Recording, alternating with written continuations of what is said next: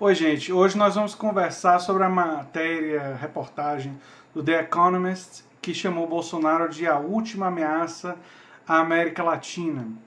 The Economist é uma publicação de cunho liberal, muito conhecida no mundo e que, por isso, tem uma relevância aí em termos de investimentos e tal.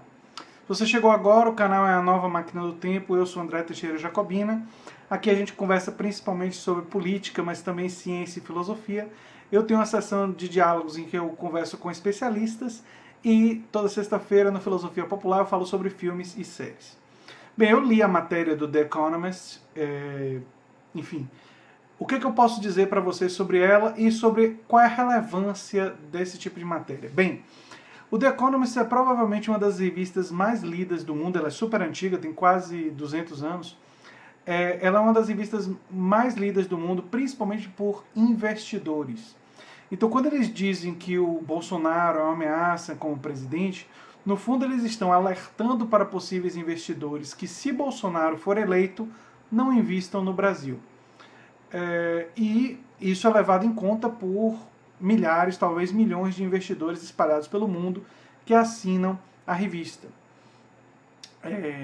Essa publicação, não é?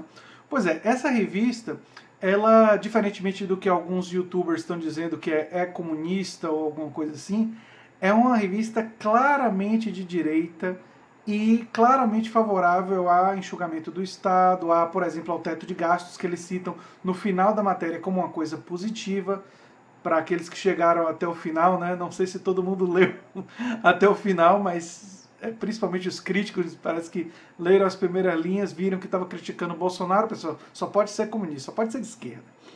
Mas no final da matéria tem claramente lá o elogio ao teto de gastos como se fosse uma coisa positiva.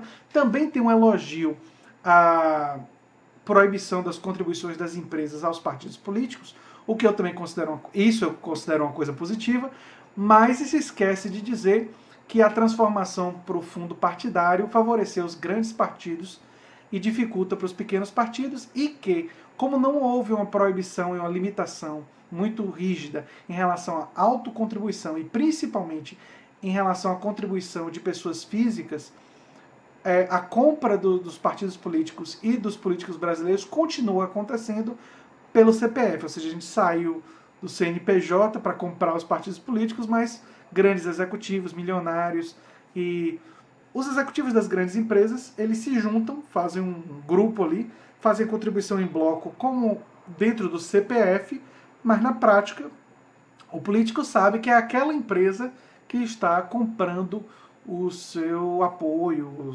enfim. Então, essa sutileza não aparece na matéria do The Economist. O que é que o The Economist diz resumidamente? Nenhuma grande novidade. Que Bolsonaro e outras lideranças autoritárias surfam na crise econômica e nas crises éticas e de corrupção. Então o Brasil está passando por uma grande crise econômica, o nosso PIB está caindo muito, nós estamos passando por um processo de desindustrialização e nós tivemos muitos escândalos de corrupção. Isso é terreno fértil para a ascensão de lideranças autoritárias. Enfim, é verdade.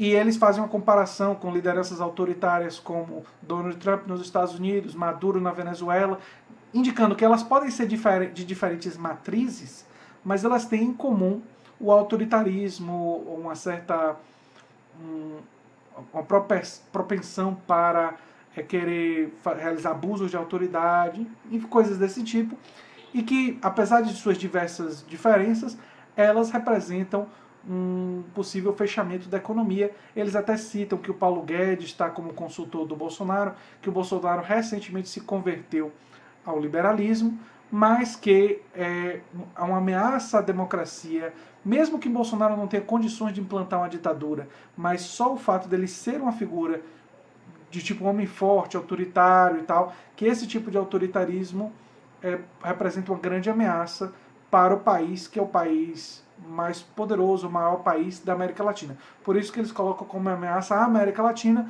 porque o Brasil tem esse papel de liderança dentro do nosso continente aqui, né? Enfim, aí eu estou falando não do continente americano, mas da América do Sul. Enfim, É basicamente isso que eles falam. Eles fazem também uma outra comparação de Bolsonaro com Pinochet, porque Pinochet também era autoritário, tinha muitas das mesmas posições do conservadorismo cultural, mas Pinochet implantou uma série de políticas liberais no Chile.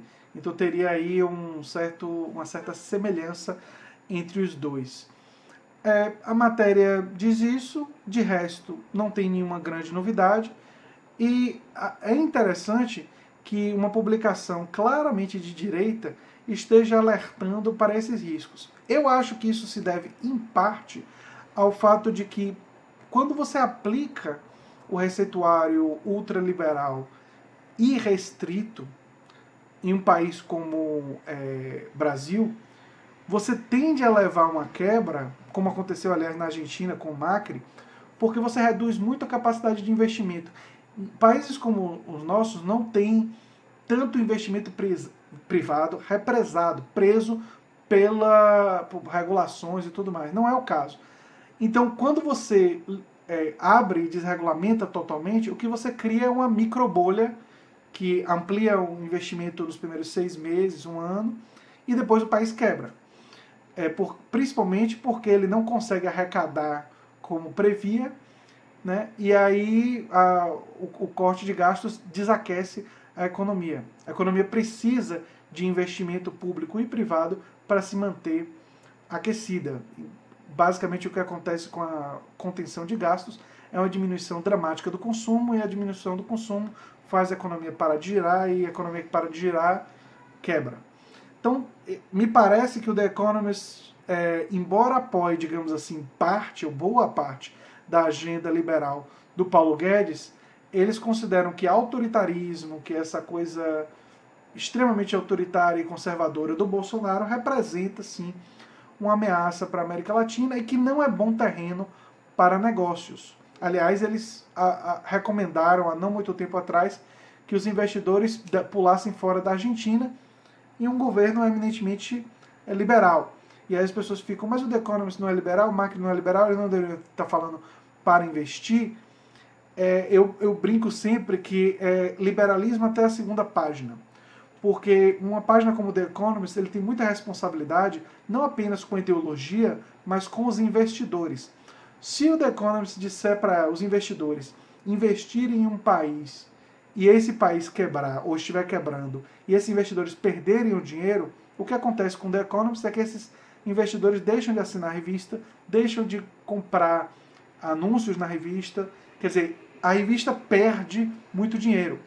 Então, a responsabilidade da revista de ganhar dinheiro força ela a ter uma análise que eu diria um pouco mais realista e menos ideologizada, diferente de publicações claramente voltadas para divulgar um determinado pensamento. Então o que acontece é que eles têm sim uma ideologia liberal, mas eles têm que ser confrontados um pouco com a realidade. Tanto é verdade que o The Economist, quando o Brasil estava crescendo, mesmo com um governo do PT, o The Economist falou, é hora de investir no Brasil, e quando o Brasil começou a retrair e ter uma crise com o governo do PT, eles disseram, é hora de sair. Ou seja, eles reagem à realidade.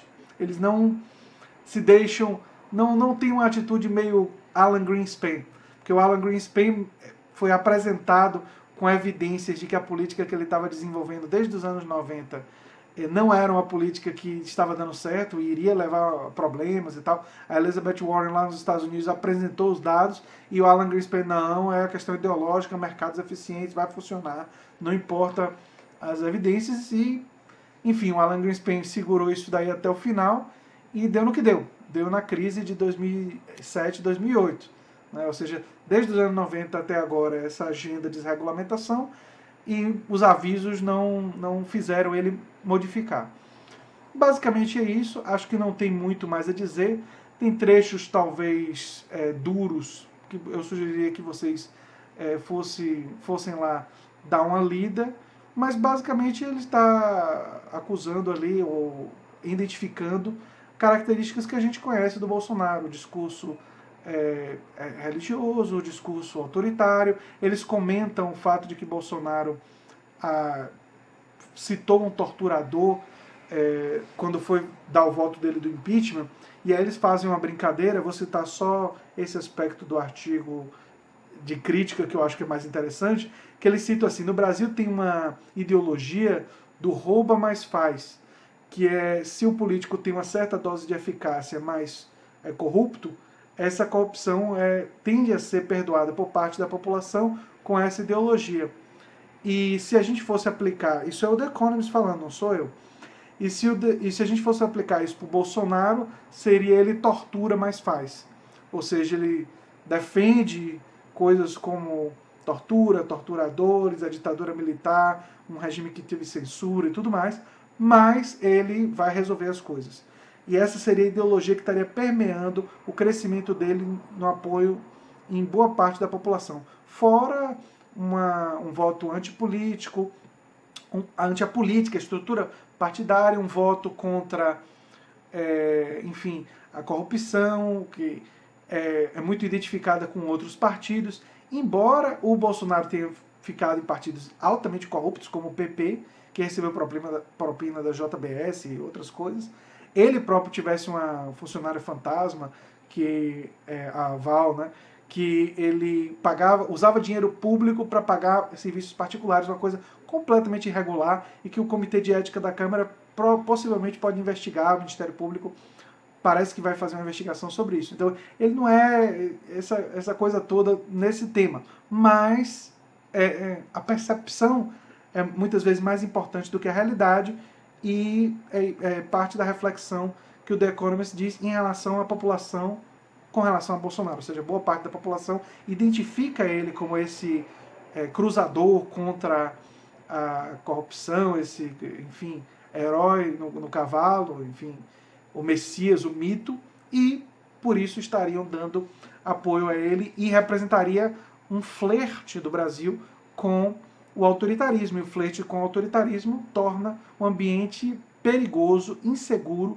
para negócios. Eles inclusive comentam do pouco apoio que ele tem com as classes políticas, e que se ele fosse eleito, ele talvez tentasse aprovar coisas que não tivesse apoio, e por isso causaria uma tensão e uma instabilidade muito grande no país. E vale dizer, aí para concluir, que o que uma publicação como The Economist e investidores mais querem é estabilidade. E um cenário muito polarizado e muito radical, seja com tendências de extrema direita, seja com tendências de extrema esquerda, lembrando que o PT não é extrema esquerda. Quem diz isso não entende política. Porque se você vê os governos do PT, de extrema esquerda não teve nada. Enfim, aí tem evidências. Eu cito sempre o estudo feito pela BBC das votações do PT. Mas essa percepção, e principalmente no caso de Bolsonaro, que você pode realmente identificar ele como extrema-direita em muitos aspectos, isso causa instabilidade. E instabilidade é mal para os negócios, é mal para investimento. Então, por isso, esse é o motivo central, aliás, que há uma rejeição do The Economist ao candidato Jair Bolsonaro. Não tem muito a ver com outras questões. É fundamentalmente por isso. E isso tem importância, porque se ele for eleito, e publicações como Financial Times e The Economist fizerem esse tipo de rejeição a ele, isso é lido por milhões de investidores espalhados pelo mundo. E pode sim ser utilizado no segundo turno como um argumento contra Bolsonaro, porque significaria que a eleição dele poderia levar a que investimentos saíssem do país. Enfim, é isso daí que eu tenho a dizer sobre isso. Sugiro que vocês deem uma lida na matéria do The Economist. Eu tenho minhas divergências com ela, até porque eu não sou um liberal, eu sou um progressista, libertário de esquerda, que é outra coisa. Mas, enfim, eu acho que é interessante e diz muitas coisas que eu venho dizendo há muito tempo aqui, e que muita gente aqui no Brasil diz que eu estou exagerando e tal e coisa, mas, para mim, muitas das coisas que eu digo sobre isso são relativamente óbvias. E veio aí a confirmação de fora também. Se você gosta do que eu faço aqui, se lembre sempre de se inscrever no canal, dar um like e compartilhar, que é muito importante para mim. Um abração e até o próximo vídeo. Tchau, tchau.